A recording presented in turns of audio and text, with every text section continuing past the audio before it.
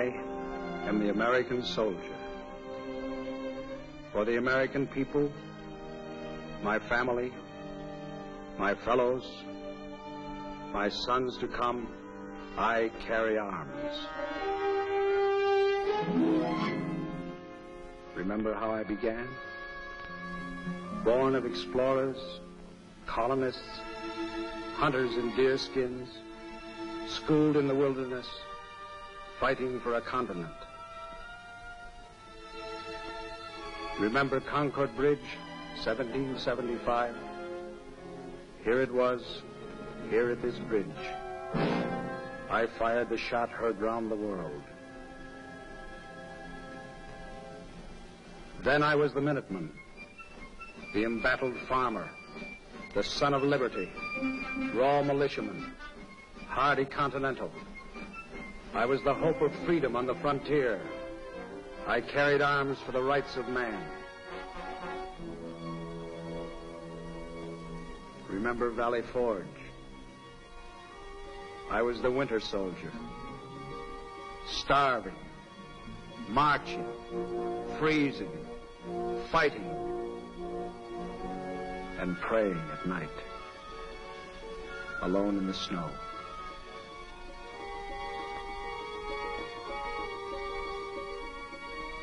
I planted the flag of 13 stars at the Mississippi, at the Great Lakes.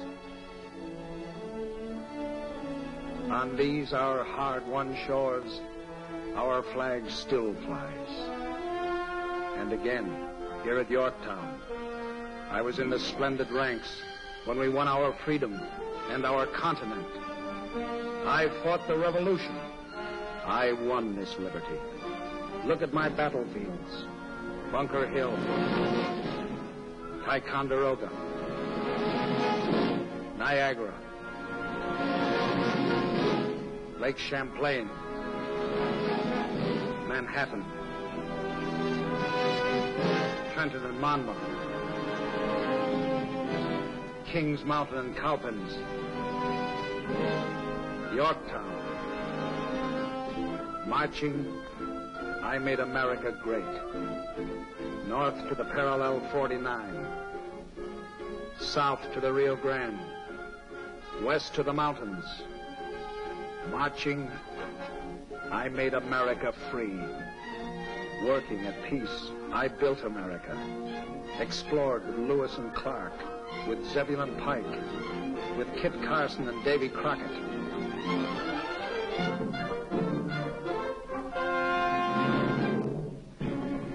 1860, 1865, I was the blue. I was the gray. Marching, I made America free.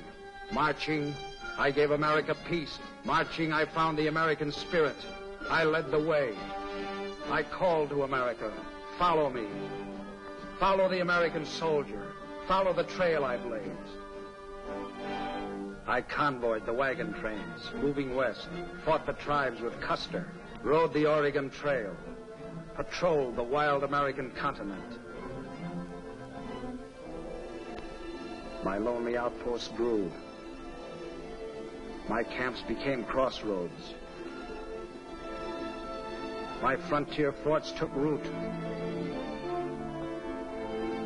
rose from the prairies into cities. My infantry marching made paths.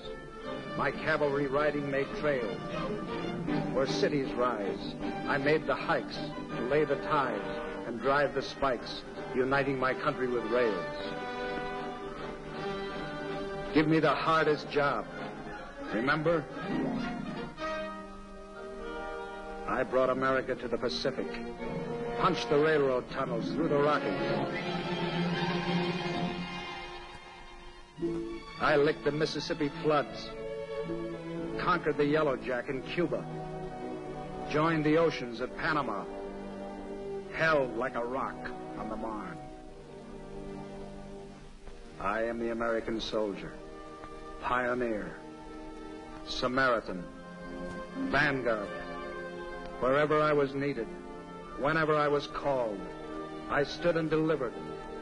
I came through I was America on the march.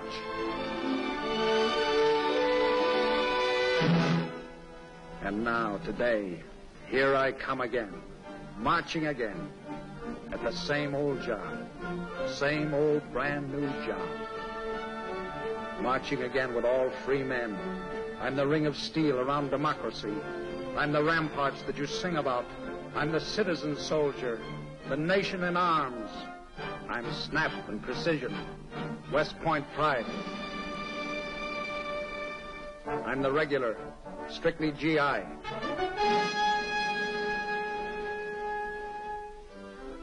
I'm the rookie, maid soldier. I'm up from the ranks. Hell for leather. Right on the line. Straight from the eye.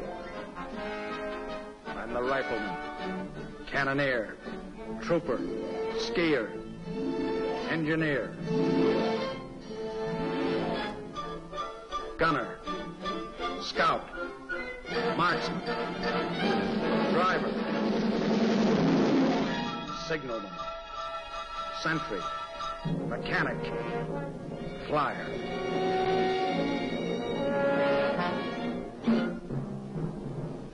I'm the eyes of the cannon, the marching refrain, the brains of the tank, the nerves of the plane. I'm the heart of the shell, the courage of truth. I'm the Liberty Bell, I'm the song of our youth.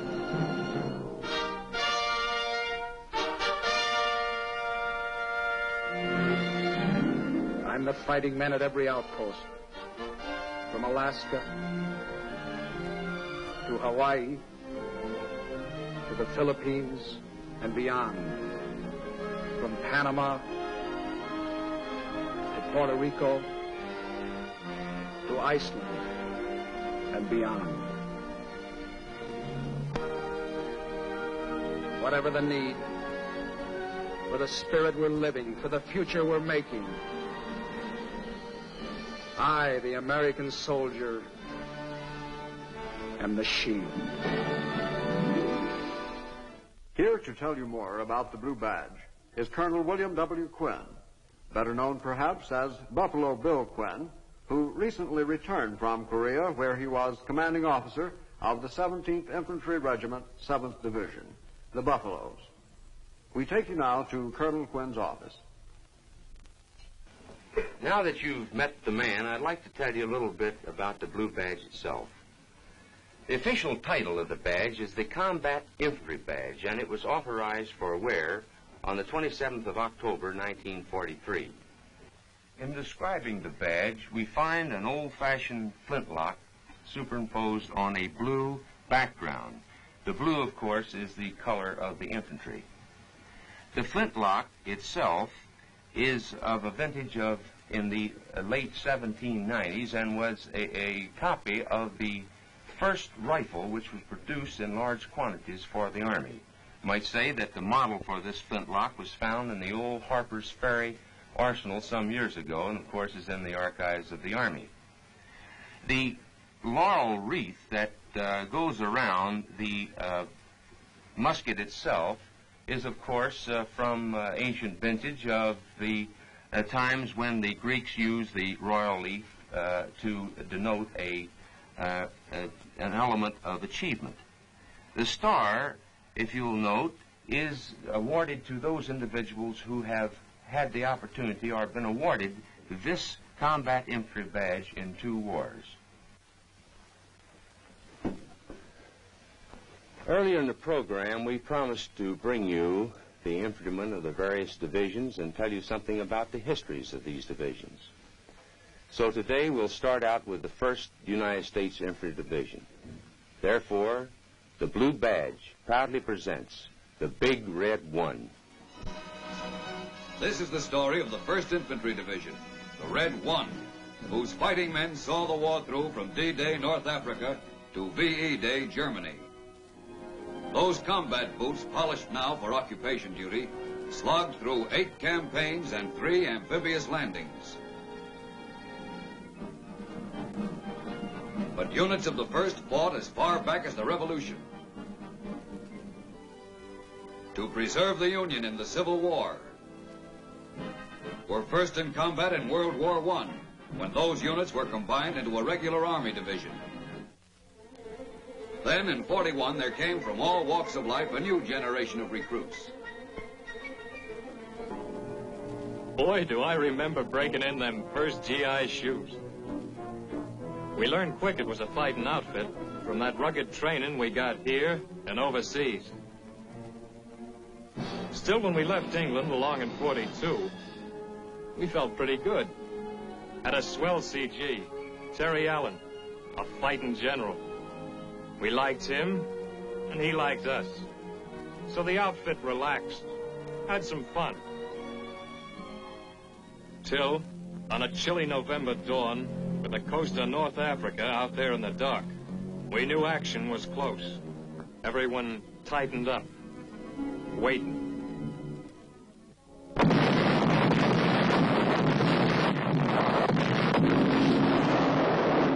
I don't know which was colder, the water or the feeling in my stomach when they opened up on us.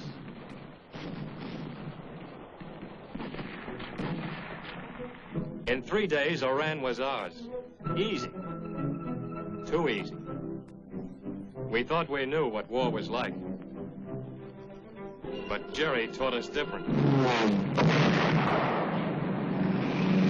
With dive bombers, tanks, those dirty 88s. A tough school, pal. The kind you gotta work your way through. Damn near flunked out at the Kasserine.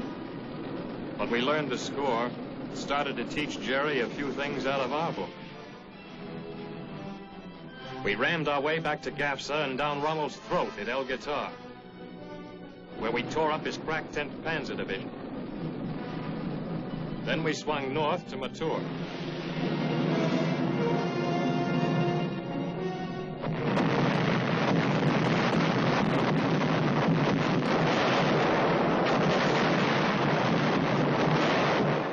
Nightmare war. Ernie Pyle told about it. Drenching artillery, hidden mines, walls of machine gun fire. Meanwhile, Montgomery's 8th Army cracked the Meredith line. When we shook hands with his patrols, it was over the corpse of Rommel's army.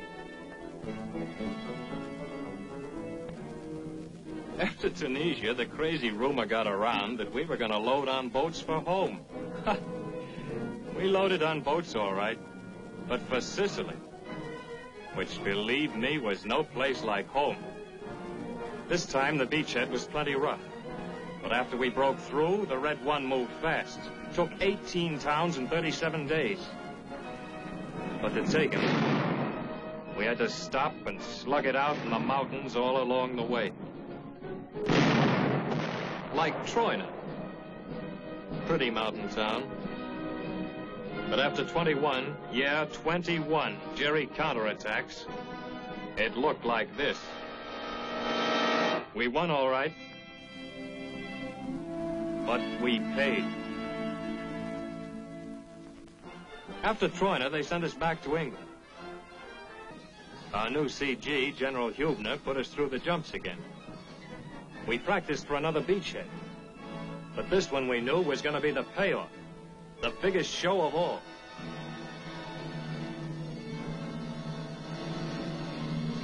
The curtain went up on June 6th, 1944.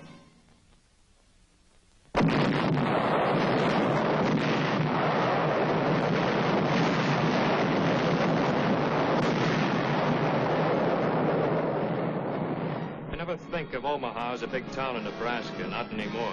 To me, it's a piece of beach in Normandy that was hell. We were getting crowd artillery, mortar, and machine gun fire like rain, without even an umbrella for protection. We came close to being rained out, all right. But when Colonel Taylor of the 16th yelled, "Get the hell off the beach," we got the hell off and ran smack into hedgerow country where the crowd set up the fields like forts, using the hedgerows for walls. It's like a Chinese puzzle out of hell. We'd clean up one field only to find out the next was loaded with Jerry. Had to keep digging all the time for cover from 88s and mortars, because if you didn't, Still in a week's time, we dug, shot, and plowed our way to Calmont, where we waited for the other outfits to come up on our flanks.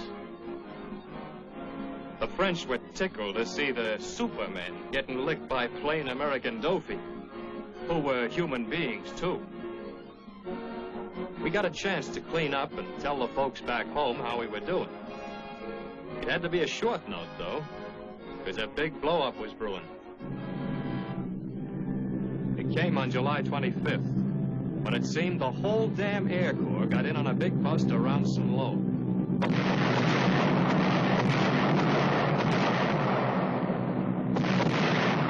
Then the infantry pulled an off-tackle play west of the town. The 4th and 9th Divisions opened up a nice big hole, and the 1st charged through. Patton's tanks went running all over like frisky colts, chopping up the panicky Krauss. But it was the dough foot who did the cleaning up. Combat engineers dug up mines like fat cabbages, cleared away roadblocks. And all the time, the infantry kept coming along for the final kill. It was slugging and slogging, shoot and march, grab a nap when you could, eat while you hiked, sea rations, Ks, and a lot of dust. That's what the school books call victorious pursuit, eating dust. Even when they put you on trucks, you ate dust. It was a hell of a way to see La Belle France, but we sure covered ground. From Coutances in a month, we drove a right-of-way clear across France.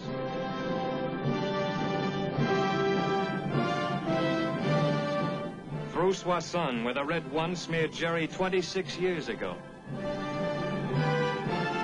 We rolled across the Belgian border, bagged 17,000 Heinies in a 3-day scrap around Mons, and kept scooping them up all the way to the Siegfried line.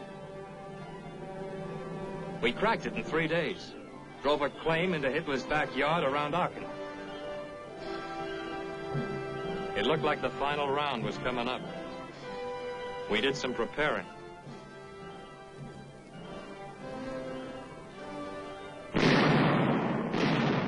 Hitler decided to hold out in Aachen, pep up the Germans by making it a symbol of Nazi resistance. Gave them a slogan, too. You are fighting for the honor of the National Socialist German Army, he said. They fought hard, too. House to house, for weeks. But we had a slogan, too. No mission too difficult. No sacrifice too great. Duty first. In the payoff, our slogan had more punch.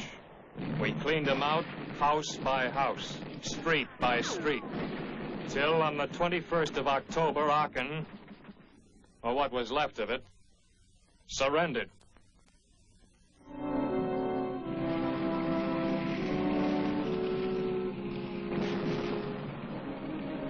But we hadn't seen the worst yet. Hurtgen Forrest showed us that.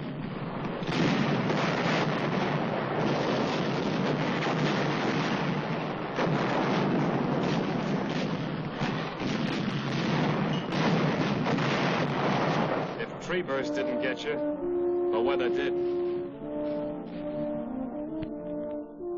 Yeah, Hurtgen really trimmed down the outfit. But we cleaned out Jerry. Then General Andrus, our new CG, pulled us out for our first rest in 6 months. We couldn't believe it. Even when we got back to Verviers in Belgium, we knew it was too good to last. Well, it didn't. Hitler shot the works with one last gamble in the Ardennes. And back in the line we went to hold the northern shoulder of the Bulge. It was an old story for the Red One. Mean weather, Jerry beating his brains out attacking. Then us counterattacking for keeps.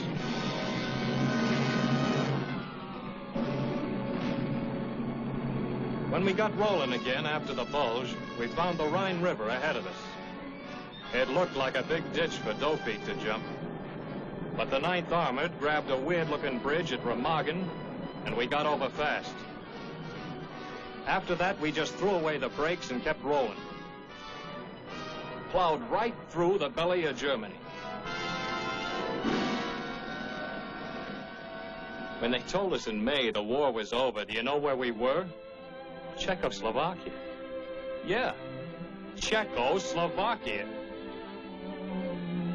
And brother, were we tired.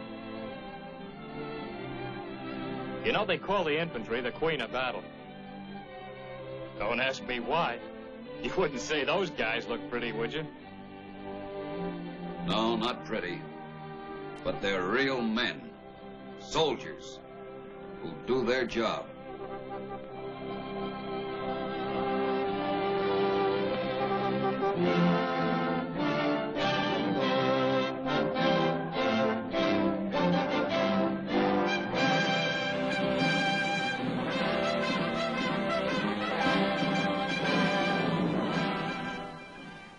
I'm sure what you've just seen has brought back a lot of old memories to many of you.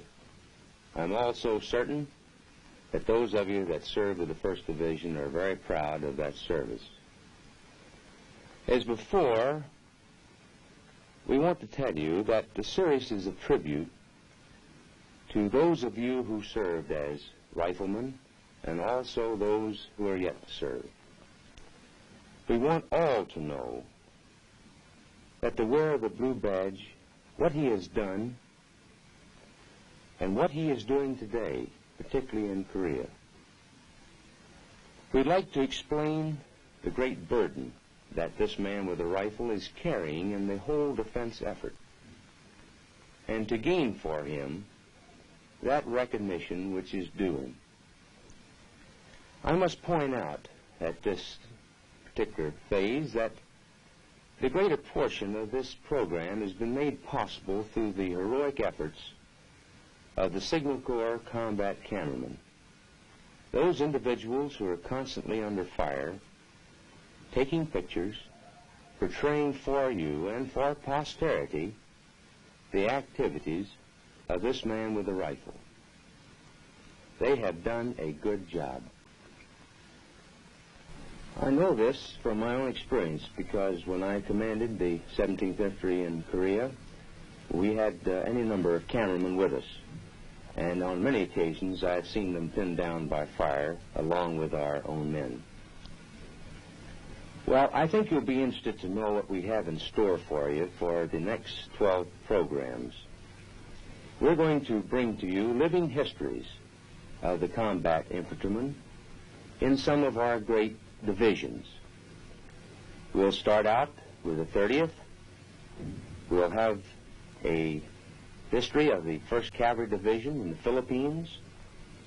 We'll see the 3rd, 45th, and 36th in the invasion of southern France. We'll see the 41st at Buna and in New Guinea. We'll go on to see the 34th at Kasserine Pass, the 6th Division, the 82nd Airborne in Sicily. We'll watch the divisions of General Patton in the relief of the Bastogne Bulge. We'll watch those divisions moving from Naples to Cassino. We'll see the 7th in the Pacific and the 29th in Europe. In addition, we will interview a great number of very interesting personalities. On our next program, we invite you to look on when we honor the infantrymen of the Old Hickory Division, the 30th. We'll see them in Normandy, at Saint-Lô. We'll see them cracking the Siegfried Line, and we'll see them in the Battle of the Bulge. In addition, we have some very interesting facts about the rifleman himself, his rations in combat, his clothing, and the gear that he carries when he goes to battle. So until next week, this is Colonel Quinn speaking for the combat infantrymen and asking you to look twice at the man who wears the blue badge. It's the mark of a man. Raw militiaman, hardy continental. I was the hope of freedom on the frontier. I carried arms for the rights of man. Remember Valley Forge? I was the winter soldier.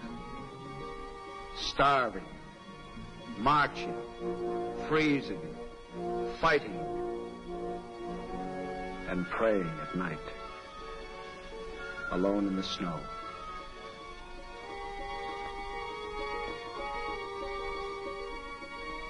I planted the flag of 13 stars at the Mississippi, at the Great Lakes.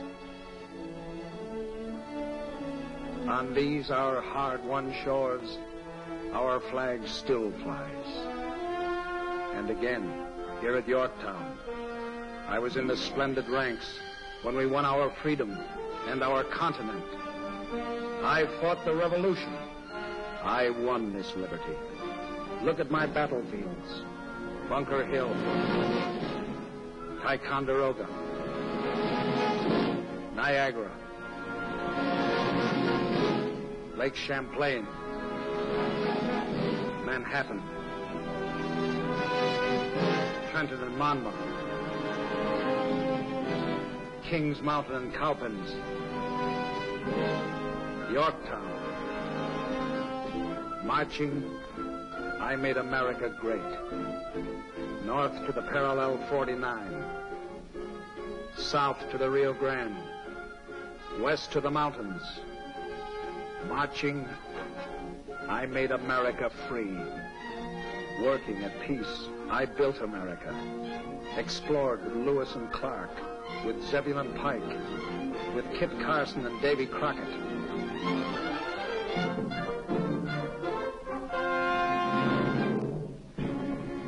'60, 1865, I was the blue. I was the gray. Marching, I made America free. Marching, I gave America peace. Marching, I found the American spirit. I led the way. I called to America, follow me. Follow the American soldier. Follow the trail I blazed.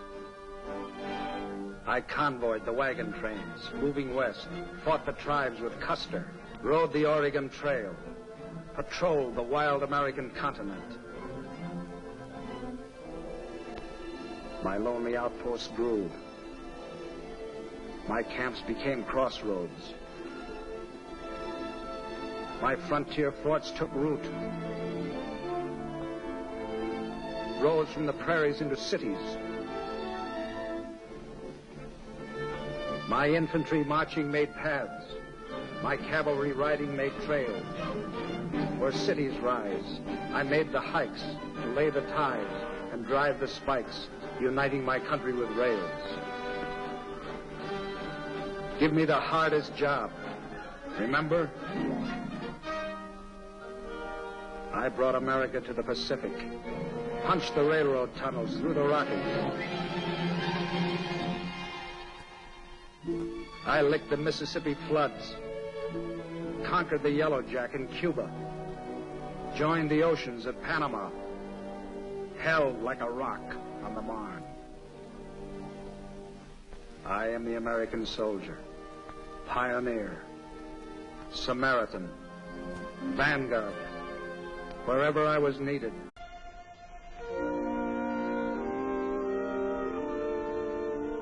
I am the American soldier. For the American people, my family, my fellows, my sons to come, I carry arms. Remember how I began? Born of explorers, colonists, hunters in deerskins, schooled in the wilderness, fighting for a continent. Remember Concord Bridge, 1775? Here it was, here at this bridge. I fired the shot heard round the world. Then I was the Minuteman, the embattled farmer, the son of liberty.